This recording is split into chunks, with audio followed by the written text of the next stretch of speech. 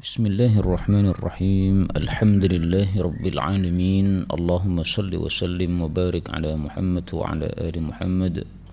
Allahumma anfa'na bima 'allamtana wa 'allimna ma yanfa'una wa zidna ilma wa barik lana fi ilmina warzuqna al-ikhlasa fil qawli wal 'amali kamila wa 'ilman nafi'an la yunsa wa tawfiqan daima وصحة ويقينا وعافية. اللهم افتح لنا كل خير ويسر لنا كل أمور. اللهم انصر المجاهدين وارحم المستضعفين ودمر أعداء الدين واطمس على أموالهم آمين يا رب العالمين. Alhamdulillah, ikhwani fillah, rahimani wa rahimakumullah. Kita lanjutkan pengkajian tafsir Al-Quran. InsyaAllah kita lanjutkan hari ini dari ayat 109 surah Ali Imran sampai dengan ayat 115. A'udzu billahi as-sami'il 'alim minasy syaithanir rajim min hamzihi wa nafthihi wa nafthihi. Walillahi ma fis samawati wa ma fil ardh wa ila Allahi tarji'ul umur. كنتم خير أمة أخرجت للناس تأمرون بالمعروف وتنهون عن المنكر وتؤمنون بالله ولو آمن أهل الكتاب لكان خيرا لهم منهم المؤمنون وأكثرهم الفاسقون لن يضروكم إلا أذى وإن يقاتلوكم يولوكم الأدبار ثم لا ينصرون ضربت عليهم الذلة أينما ثقفوا إلا بحبل من الله وحبل من الناس وباءوا بغضب من الله وضربت عليهم المسكنة ذلك بأنهم كانوا يكفرون بآيات الله ويقتلون الأنبياء بغير حق ذلك بما عصوا وكانوا يعتدون ليسوا سواء من أهل الكتاب أمة قائمة يتلون آيات الله آناء الليل وهم يسجدون يؤمنون بالله واليوم الآخر ويأمرون بالمعروف وينهون عن المنكر ويسارعون في الخيرات وأولئك من الصالحين وما يفعلوا من خير فلن يكفروه والله عليم بالمتقين. الحمد لله رب العالمين. اللهم ارحمنا بالقرآن آمين. Allah subhanahu wa ta'ala mengatakan pada surah Ali Imran ayat 109, walillahi, dan hanya milik Allah, ma, apa saja yang fis samawati, di langit-langit, wa ma, dan apa saja yang fil ardi, di bumi, wa ilallahi, dan hanya kepada Allah, tarji'u, kembali, atau turja'u, boleh dibaca dua qiraah, al-umur, segala urusan. Ayat ini menunjukkan dua hal. Yang pertama, bahwasanya Allah itu menguasai seluruh isi langit dan bumi. Isi langit dan bumi, baik makhluk bernyawa maupun tidak bernyawa, baik makhluk hidup maupun makhluk mati, semuanya di bawah kekuasaan Allah subhanahu wa ta'ala. Dan itu tidak bisa dipungkiri, ya, karena Allah menghendaki sesuatu, manusia tidak bisa menolak. Allah kehendaki banjir, tidak bisa ditolak. Allah kehendaki panas atau dingin, tidak bisa ditolak. Berarti ini memang di bawah kekuasaan Allah subhanahu wa ta'ala. Kemudian ayat ini menunjukkan bahwasanya segala urusan nanti akan dikembalikan kepada Allah, yaitu besok di akhirat. Sehingga apa yang terjadi di dunia ini dari sandiwara-sandiwara yang dilakukan oleh manusia, kebohongan dan sebagainya, itu tidak akan berhenti sampai di dunia, tetapi akan dilanjutkan oleh Allah subhanahu wa ta'ala sampai di akhirat kelak. Anggaplah ada seseorang membuat ijazah palsu misalnya, tetapi tidak diketahui bahwa itu palsu oleh manusia. Nanti akan dibeberkan oleh Allah subhanahu wa ta'ala besok di akhirat. Kemudian kita ambil beberapa faedah di sini. Faedah yang pertama, kata-kata walillah diartikan hanya kepada Allah. Demikian juga wa ilallah, hanya kepada Allah. Walillah, dan hanya milik Allah, ya. Munculnya arti hanya ini karena ada susunan takdim dan takhir. Kaidahnya mengatakan at-taqdimu wat-ta'khiru yufidul hasr. Susunan takdim dan takhir, yaitu ditaruh di depan yang semestinya di belakang, itu menunjukkan makna hasr, pembatasan.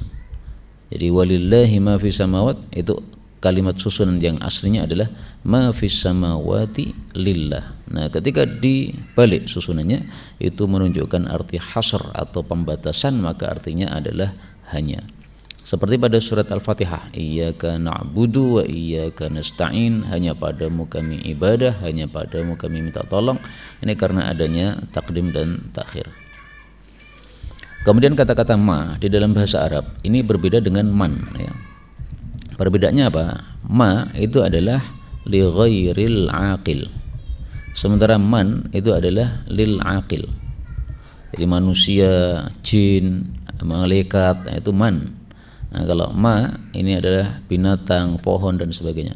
Tetapi meskipun di sini hanya disebutkan ma, tapi ini mencakup yang berakal maupun yang tidak berakal.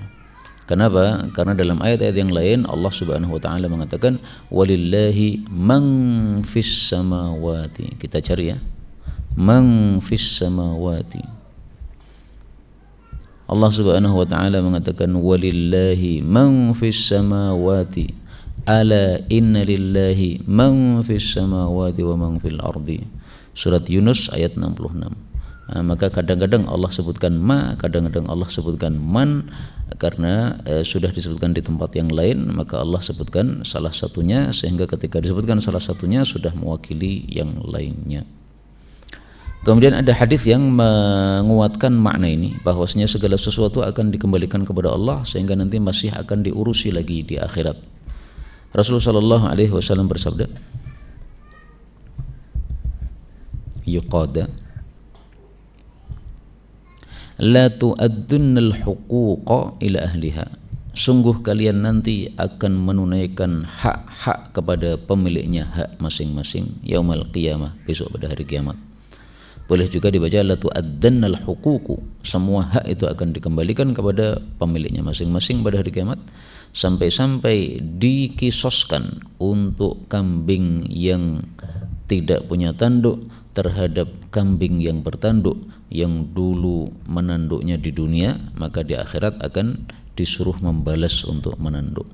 Nah, maka ini adalah salah satu contoh hadis yang menguatkan makna dikembalikannya segala urusan kepada Allah Subhanahu wa taala. Kemudian Allah Subhanahu wa taala mengatakan kuntum khaira ummatin ukhrijat linnas. Kuntum adalah kalian sebaik-baik umat yang dikeluarkan untuk manusia, maksudnya untuk manfaat manusia. Kenapa kalian adalah sebaik-baik umat? Karena melakukan beberapa hal ini. Satu, ta'muruna bil ma'ruf, kalian melakukan amar ma'ruf. Dua, wa tanhauna 'anil munkar, kalian melarang dari kemungkaran. Yang ketiga, wa tu'minuna billah, dan kalian beriman kepada Allah Subhanahu wa taala. Nah, sehingga kalau umat-umat yang lain melakukan ini, mereka juga akan menjadi umat yang terbaik. Makanya Allah mengatakan walau amana, kalaulah beriman ahlul kitabi, ahli kitab Yahudi Nasrani, lakana khairan lahum, sungguh adalah itu, iman itu lebih baik bagi mereka, yaitu daripada tidak iman. Minhumul mu'minun, di antara ahli kitab ada yang beriman, maksudnya yang kemudian masuk Islam, mengikuti Nabi Muhammad sallallahu alaihi wasallam, tapi sangat sedikit. Wa aktsaruhum, dan kebanyakan mereka al-fasiqun, orang-orang yang fasik. Kaum muslimin rahimani wa rahimakumullah, ayat ini menunjukkan bahwa umat Nabi Muhammad sallallahu alaihi wasallam itu adalah khaira ummah, sebaik-baik umat. Tapi ada syaratnya untuk menjadi sebaik-baik umat, yaitu melakukan 3 syarat tadi. Jadi kita ini termasuk dalam ayat ini, kuntum khairu ummah, kalau kita melakukan amar ma'ruf nahi mungkar dan iman kepada Allah Subhanahu wa taala. Dan ini sekaligus menunjukkan pentingnya amar ma'ruf nahi mungkar, karena disandingkan dengan iman, ya. Iman itu kan kunci masuk surga. Nah, ternyata disandingkan dengan iman, amar ma'ruf nahi mungkar. Bahkan amar ma'ruf nahi mungkar itu sudah diajarkan oleh Islam sejak seseorang itu masuk Islam pertama kali. Dia mengucapkan la ilaha illallah. La ilaha itu nahi mungkar, illallah itu amar ma'ruf. Karena kita mengingkari Tuhan selain Allah, itu berarti nahi mungkar. Kemudian menetapkan penyembahan kepada Allah, berarti amar ma'ruf. Maka rohnya amar ma'ruf itu sudah ada pada kalimat la ilaha illallah. Sejak seseorang pertama kali masuk Islam sudah diajarkan amar ma'ruf nahi munkar. Tapi saya jujur ya, kata-kata kuntum ini ada perselisihan pendapat di antara para ulama. Kuntum ini yang dimaksud siapa? Ada pendapat yang sempit, ada pendapat yang luas. Pendapat yang sempit mengatakan kuntum adalah kalian para sahabat. Karena ketika ayat ini turun, ini yang mendapat ayat ini adalah para sahabat. Berarti kalian maksudnya para sahabat. Pendapat yang kedua, pendapat yang umum, bahwasanya kuntum ini ya berlaku untuk semua yang baca Quran. Maka setiap orang beriman itu diajak bicara oleh Allah dengan ayat ini. Dan sebenarnya dua pendapat ini bisa kita kompromikan ya. Para sahabat dulu menjadi khairul ummah karena mereka itu melakukan 3 perbuatan ini, amar ma'ruf, nahi munkar, dan iman. Nah sekarang kita kalau meniru para sahabat, kita melakukan amar ma'ruf, nahi munkar, dan iman, maka kita pun juga menjadi khairul ummatin, sebaik-baik umat yang dikeluarkan untuk manfaat para manusia. Jadi justru amar ma'ruf, nahi munkar itu manfaat untuk manusia. Karena kalau kita tinggalkan amar ma'ruf, nahi munkar, turun siksa. Nah justru adanya orang-orang yang amar ma'ruf nahi munkar itu malah maslahat, manfaat untuk manusia.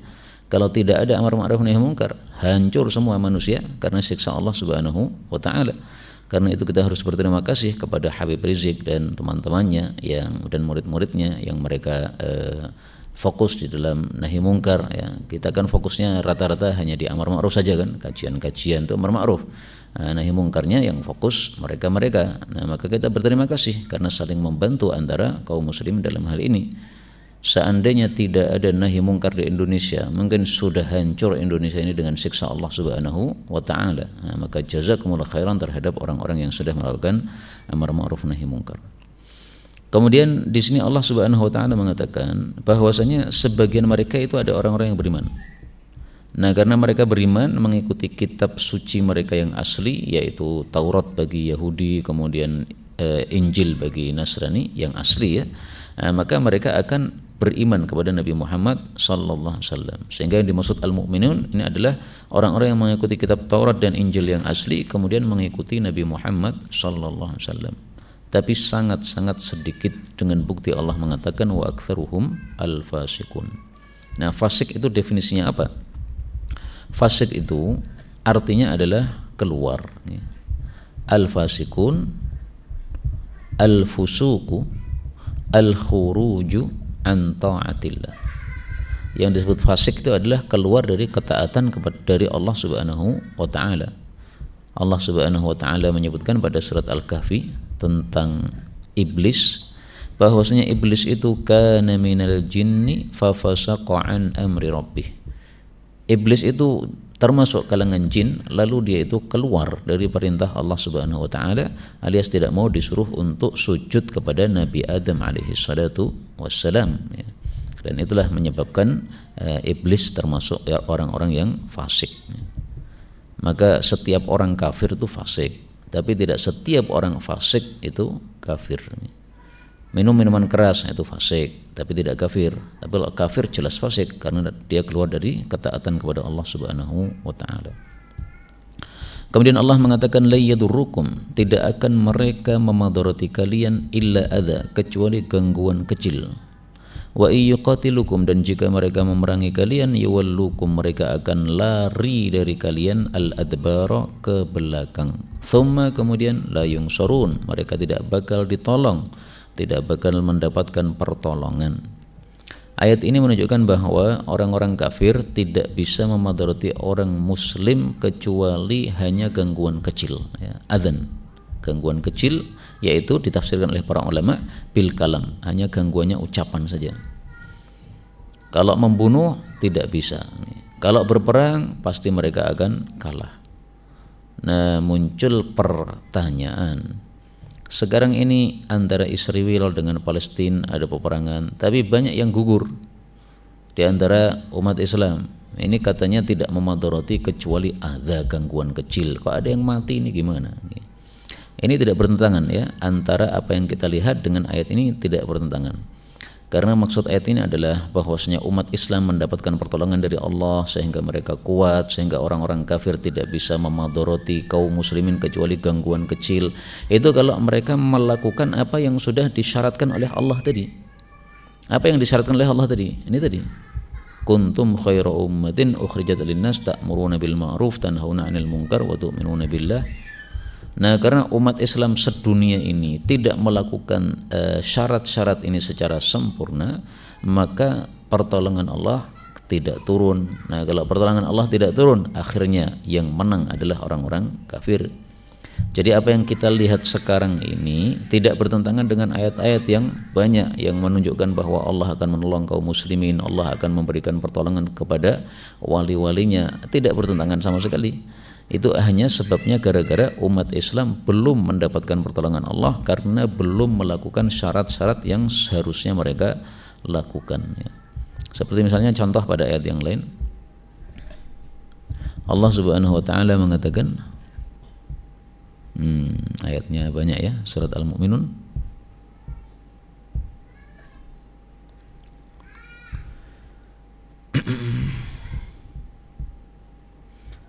Ini surat yang ayat yang terkenal ya. Surat An-Nur ayat 55. Wa'adallahu alladhina amanu minkum wa 'amilus shalihat. Allah menjanjikan orang beriman dan beramal saleh akan dijadikan khalifah di bumi, akan dikokohkan agama mereka, akan diganti ketakutan mereka dengan keamanan. Ini ada syaratnya, ya'budunani la yusyrikuna bi syai'a. Ini syarat belum dilakukan oleh umat Islam sedunia. Ya, mungkin kalau sekelompok kecil masih melakukan, tapi sedunia tidak melakukannya, sehingga wajar kalau pertolongan itu belum diturunkan oleh Allah Subhanahu wa taala. Maka sekali lagi ayat-ayat seperti ini tidak bertentangan sama sekali dengan fakta yang sekarang kita alami. Itu adalah kesalahan kita sendiri. Kemudian Allah mengatakan duribat, dilazimkan alaihim, kepada mereka ahli kitab, adzillah, kerendahan, ainama, dimanapun, thuqifu, mereka berada. Thuqifu itu arti asalnya didapatkan, ya, dimanapun mereka didapatkan, maksudnya dimanapun mereka berada. Illa, kecuali bihablim minallah, dengan tali dari Allah, wa hablim minan nas, dan tali dari manusia. Artinya kalau ada tali dari Allah dan tali dari manusia, mereka baru tidak mendapatkan kerendahan. Nah, ini muncul pertanyaan lagi sama dengan tadi, ya. Nah, bagaimana dengan Israel sekarang? Mereka malah dalam kondisi di atas, sementara umat Islam banyak yang mereka bantai. Kok tidak sesuai dengan ayat ini? Jawabannya sama, ya. Jadi umat Islam berada dalam kemenangan, kemudian ahli kitab berada dalam kerendahan. Ini ada syaratnya. Syaratnya tidak dilakukan, ya Allah Subhanahu wa taala pun juga tidak melakukan apa yang dijanjikan oleh Allah Subhanahu wa taala tadi. Nah, adapun yang dimaksud bihablim minallah, tali dari Allah, ini maksudnya adalah perjanjian kepada Allah Subhanahu wa taala, yaitu dengan iman kepadanya. Kalau mereka Yahudi Nasrani tadi iman kepada Allah, mereka enggak akan rendah. Tapi kalau kafir, maka mereka akan direndahkan oleh Allah Subhanahu wa taala. Sebagaimana disebutkan oleh Nabi sallallahu alaihi wasallam dalam hadis yang sahih, was-sagharu wa ju'ila adh-dhillu was-sagharu, dan diletakkanlah kerendahan dan kehinaan ala man khalafa amri, atas siapapun yang menyelisih perintahku. Nah, para Yahudi Nasrani itu termasuk orang-orang yang mereka menyelisih perintah Rasulullah sallallahu alaihi wasallam, sehingga mereka pasti mendapatkan kerendahan dari Allah Subhanahu wa taala. Adapun tali dari manusia, yaitu perjanjian damai dengan umat Islam. Nah, kalau mereka ada perjanjian damai dengan umat Islam, baru mereka tidak rendah. Tapi kalau memerangi umat Islam, pasti rendah karena mereka pasti kalah. Waba'u, dan mereka kembali bi ghadabin, dengan membawa kemurkaan minallahi, dari Allah Subhanahu wa ta'ala. Kata-kata ba'u itu maksudnya adalah dimanapun mereka berada, mereka dimurkai oleh Allah Subhanahu wa ta'ala. Waduribat, dan dilazimkan alaihim, atas mereka, al-maskanah, kemiskinan, kebalikan dari kekayaan. Dzalika, hal itu, yaitu apa yang sudah disebutkan di muka tadi, bi annahum, dengan sebab mereka kanu yakfuruna bi ayatillah. Mereka melakukan dua hal. Yang pertama, kanu, adalah mereka dulu, yakfuruna, biasa membunuh, mengkafiri, bi ayatillahi, ayat-ayat Allah. Yang kedua, wa yaqtulunal anbiya, dan mereka membunuh para nabi-nabi bighairi haqqin, tanpa hak. Dzalika bima asaw, itulah hal itu dengan sebab mereka durhaka, wa kanu ya'tadun, dan mereka adalah biasa melampaui batas. Dzalika yang pertama dengan dzalika yang kedua berbeda ya. Dzalika yang pertama kembali kepada yang disebutkan sebelumnya, yaitu mereka mendapatkan kerendahan dan kemurkaan tadi. Sementara dzalika yang kedua ini kembali kepada yang sebelumnya juga, yaitu membunuh kepada nabi, kafir kepada ayat Allah. Kok bisa mereka itu membunuh para nabi? Kok sangat jeleknya amalan mereka seperti itu? Nabi kok malah dibunuh? Nah, itu gara-gara mereka sudah melakukan maksiat dan melampaui batas.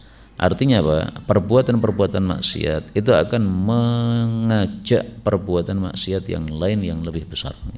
Sehingga para ulama mengatakan lis-sayyiati akhawatun walil hasanati akhawatun. Keburukan-keburukan itu punya saudari-saudari, kebaikan-kebaikan juga punya saudari-saudari. Maksudnya apa? Kalau kita berbuat baik nanti akan merembet kepada perbuatan-perbuatan yang lain yang baik, yang baik, yang baik. Perbuatan buruk juga begitu. Perbuatan misalnya minuman keras, jangan kira hanya minum keras saja, pasti nanti perbuatan jelek-jelek akan muncul juga. Dia akan main judi, dia akan main perempuan, dia akan membunuh orang, macam-macam ya, karena adanya rentetan dari perbuatan jelek yang dia lakukan tersebut. Kemudian setelah Allah Subhanahu wa taala mencela ahli kitab yang sangat jelek tadi, maka Allah kemudian mengatakan laisu sawa'a, tidaklah mereka ahli kitab itu sama. Jadi artinya tidak semuanya jelek seperti yang dijelaskan di muka, tidak. Dan ini menunjukkan bahwasanya kita harus adil di dalam menilai suatu kelompok. Menilai suatu kelompok jangan hanya menilai keburukannya saja, kebaikannya ya tetap kita akui sebagai kebaikan. Maka di sini Allah Subhanahu wa taala mengajarkan kepada kita keadilan di dalam menilai suatu kelompok ya. Setiap kelompok pasti ada kekurangannya, ada kelebihannya. Nah, jangan menilai kekurangannya saja seolah-olah tidak punya kelebihan. Tapi kita katakan kekurangannya di sini, kelebihannya di sini. Nah, ini adil. Dan ini diajarkan oleh Allah Subhanahu wa taala pada ayat yang lain. Allah mengatakan, "Wala yajrimannakum syana'anu qaumin 'ala alla ta'dilu." I'dilu huwa aqrabu littaqwa. Janganlah menyebabkan kalian karena benci kepada suatu kaum sehingga menyebabkan kalian tidak adil. Adillah kalian karena adil itu lebih dekat kepada takwa. Nah, jadi tetap adil, ya menilainya dengan adil, mengatakan ini baik, mengatakan ini benar, mengatakan ini salah, ini buruk. Tidak serta-merta kalau kita musuh kita berarti jelek semua, tidak begitu ya.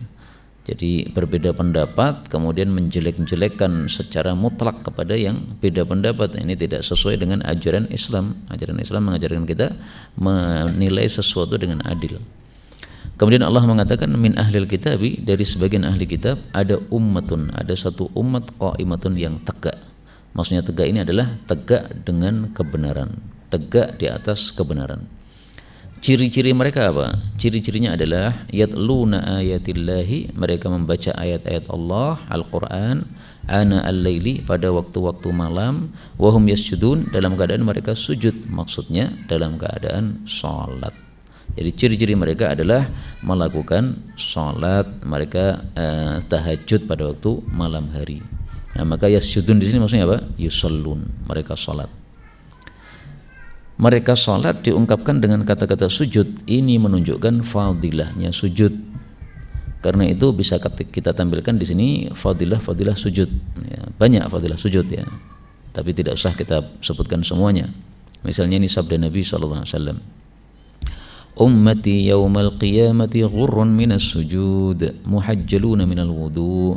Umatku pada hari kiamat wajahnya cemerlang karena sujudnya dan tangan kakinya cemerlang karena wudunya. Ini hadis sahih dan ini menunjukkan fadilahnya sujud. Maka semakin banyak sujud, yaitu salat sunnah, semakin cemerlang wajahnya nanti di akhirat. Mudah-mudahan semua kita wajahnya cemerlang di akhirat. Amin ya rabbal alamin. Apalagi fadilah sujud, satu lagi saya tambah, yaitu sabda Nabi sallallahu alaihi wasallam, tasaqatat Rasul sallallahu alaihi wasallam bersabda,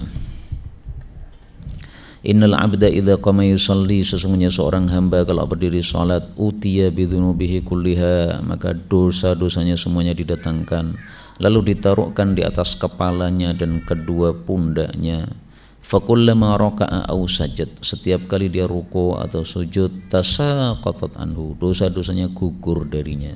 Maka sujud ini menggugurkan dosa-dosa, sehingga semakin banyak kita sujud salat sunnah, semakin banyak kita bersih dari dosa-dosa. Maka santri-santri ya harus rajin salat sunnah ya. Salat sunnah, memperbanyak salat sunnah, dipuji oleh Allah pada ayat ini. Ummatun qa'imatun yatluna ayatillahi ana al-laili wa hum yasjudun. Nah, yang dimaksud ini siapa? Ahli kitab yang seperti ini. Para ulama tafsir mengatakan yang dimaksud adalah ahli kitab yang mengikuti kitab suci mereka yang asli dan kemudian iman kepada Nabi Muhammad SAW. Karena kalau mengikuti kitab suci yang asli itu pasti akan beriman kepada Nabi Muhammad SAW. Karena isi kitab Taurat menyuruhkan supaya nanti kalau ada datang Nabi akhir zaman, imanlah. Injil juga begitu. Isinya salah satunya adalah kalau ada Nabi akhir zaman, imanlah. Nah, sehingga kalau qa'imatun bil haqqi, ya, dia tegak dengan kebenaran, yaitu mengikuti kebenaran yang ada dalam kitab mereka, pasti akan iman kepada Nabi Muhammad SAW. Nah, contohnya adalah satu Abdullah bin Salam, ini seorang ulama Yahudi masuk Islam. Ada lagi Tha'labah bin Sa'id, ini juga masuk Islam. Kemudian saudaranya lagi Asad bin Sa'id, ini masuk Islam, dan lain-lain ya. Tapi dan lain-lain ini tidak banyak, enggak sampai 10 orang ya. Enggak sampai 10 orang. Ini dalilnya. Rasul bersabda, "Lau amana bi asyaratun minal yahud", seandainya iman kepada saya 10 saja dari Yahudi, maksudnya dari pentolan-pentolan Yahudi, la amana bil yahud, sungguh semua Yahudi kerucuk-kerucuknya itu akan iman kepada saya. Hadis riwayat Bukhari. Dan ini hadis menunjukkan dua hal. Pertama, sedikitnya tokoh-tokoh Yahudi yang masuk Islam. Karena mereka khawatir kalau masuk Islam mereka jadi rakyat jelata, enggak jadi pemimpin lagi. Akhirnya uang yang biasanya masuk ke kantong mereka jadi berhenti. Nah, jadi karena iri saja mereka, hanya karena pengen kekuasaannya tidak hancur dengan sebab apa? Masuk Islam tadi. Dan yang kedua, hadis ini menunjukkan bahwa orang-orang Yahudi adalah orang-orang yang sukanya membebek kepada ulama mereka. Enggak peduli benar salah, pokoknya apa yang diucapkan oleh kiainya diikuti. Nah, kita jangan seperti orang Yahudi. Kiai kita, ustadz kita mengatakan yang batil, yang tidak sesuai Quran Sunnah, ya tinggalkan, jangan ikuti. Kita nasihati, Pak Kiai, Pak Ustadz, ini salah, ya, ini tidak sesuai dengan ayat Quran seperti ini, tidak sesuai dengan hadis Nabi seperti ini. Ini kalau jelas salah ya. Tapi kalau masalah beda pendapat, nah, lain lagi ya. Kita boleh beda pendapat kepada dengan guru kita, tapi yang beradab dengan guru kita ya. Jangan menyalah-nyalahkan kalau memang hanya perselisihan pendapat fikih atau furu' atau cabang saja. Tapi kalau jelas salahnya ya, karena jelasnya dalil, saat itulah kita tidak boleh mengikuti ucapan siapapun, karena kita tidak boleh taat kepada manusia kalau disuruh durhaka kepada Allah Subhanahu wa taala. Kemudian Allah Subhanahu wa taala menyebutkan sifat mereka yang lain. Jadi sifatnya tidak hanya satu, salat malam saja, tidak ya. Tapi sifatnya ada yang lain. Yang kedua, sifatnya adalah yu'minuna billahi, mereka beriman kepada Allah, wal yaumil akhir, dan hari akhir, wa ya'muruna, dan mereka menyuruhkan bil ma'rufi, kebaikan, amar ma'ruf, wa yanhauna, dan mereka melarang anil munkari, dari kemungkaran, nahi munkar, wa yusari'una, dan mereka bergegas-gegas fil khairati, di dalam kebaikan-kebaikan, jama' ini ya, wa ulaika, dan mereka itu minas sholihin, termasuk orang-orang yang saleh. Jadi Allah di sini memuji 5 sifat mereka. Sifat yang pertama, salat malam. Yang kedua, iman. Yang ketiga, amar ma'ruf. Yang keempat, nahi mungkar. Yang kelima, musara'ah, bercepat-cepat dalam kebaikan. Dan 5 sifat ini Allah tutup dengan kata-kata wa ulaika minas sholihin. Nah, jadi kalau kita ingin menjadi orang soleh, kita harus punya 5 sifat ini. Kamu tidak punya salat tahajud, mengaku soleh, gimana? Solehnya di mana? Tidak ada ciri-ciri soleh pada dirimu. Tidak mau amar ma'ruf nahi mungkar, nah, solehnya di mana? Ya, belum memenuhi syarat untuk menjadi soleh. Kemudian yusari'una fil khairat, bergegas dalam kebaikan-kebaikan, mendengar azan segera tinggalkan kesibukan untuk salat, untuk apa? Menghadap kepada Allah Subhanahu wa taala. Yusari'una fil khairat, salah satunya adalah dalam bab salat 5 waktu itu. Nah, itu kalau kita ingin menjadi soleh. Nah, soleh sendiri itu ada definisinya dari para ulama ya. As-soleh al-qa'im bihuquqi al-khaliq wal khalqi. Yang disebut soleh itu adalah orang yang menegakkan hak-haknya Allah dan hak-haknya para makhluk. Nah, maka 2 hak ini semuanya ditegakkan, dilakukan. Sehingga kalau orang tidak sholat, itu tidak mungkin soleh, itu haknya Allah enggak dia lakukan. Ada orang rajin sholat tetapi suka menipu orang, itu tidak soleh karena dia tidak memenuhi haknya para makhluk. Kemudian orang rajin sholat, rajin puasa tapi suka menyakiti orang lain, nah, itu juga tidak disebut saleh karena tidak menegakkan haknya manusia, haknya makhluk. Ini definisi saleh menurut para ulama kita rahimahumullahu taala. Dan saya akan tampilkan di sini bahwasanya ada satu hadis bahwasanya salah satu tanda orang soleh itu yang punya tahajud. Sabda Nabi sallallahu alaihi wasallam, "Alaikum biqiyamil laili." Selalulah melakukan qiyamul lail, yaitu tahajud. Fa innahu da'bus shalihin qablahum, karena tahajud itu adalah kebiasaan orang-orang saleh sebelum kalian. Wa qurbatun ilallahi ta'ala, dan mendekatkan kepada Allah ta'ala. Wa manhatun 'anil itsmi, dan mencegah dari perbuatan dosa. Wa takfirun lisayyi'at, dan menghapus keburukan-keburukan, dosa-dosa. Wa matradatul lidda'i 'anil jasad, dan mengusir penyakit dari tubuh. Ini hadis riwayat Tirmidzi dari Bilal. Derajatnya sahih menurut Syekh Albani, kecuali kalimat terakhir yaitu mengusir penyakit dari tubuh. Nah, ini tidak sahih menurut beliau, makanya dikasih tanda kurung. Ini sebagai tanda bahwa ini tidak sahih menurut beliau. Tapi kalau menurut Ibnul Mulaqin, ya, hadis ini dari awal sampai akhirnya semuanya sahih atau hasan. Nah, kenapa Syekh Albani tidak mensahihkan kalimat ini? Karena dalam riwayat yang lain yang sanadnya lebih bagus, ternyata tidak disebutkan kata-kata yang terakhir ini. Hanya menyebutkan 4, ya. Adatnya orang saleh, mendekatkan kepada Allah, mencegah dari dosa, menghapus kesalahan-kesalahan. Nah, yang kelimanya enggak disebutkan dalam riwayat yang atau sanad yang lebih bagus. Nah, sehingga itulah sebabnya Syekh Albani tidak mensahihkan bagian yang terakhir itu. Dan ini adalah fadilahnya salat malam. Kita hafalkan ada 5, ya. Yang pertama adatnya orang saleh, yang kedua mendekatkan kepada Allah, yang ketiga mencegah dari perbuatan dosa, yang keempat menghapus dosa-dosa, yang kelima mengusir penyakit dari tubuh. Kemudian di sini kita perhatikan kata-kata yu'minuna billahi wal yaumil akhir, iman kepada Allah dan hari akhir. Rukun iman ada 6, ya kan? Iman kepada Allah, kemudian malaikatnya, kitabnya, rasulnya, hari akhir, dan takdir. Nah, ada 6. Tapi kenapa di sini hanya disebutkan 2? Billahi wal yaumil akhir. Mana rukun yang 4 yang lain? Kok tidak disebutkan? Ketika sudah disebutkan Allah, maka ini sudah mencakup rukun iman yang lain.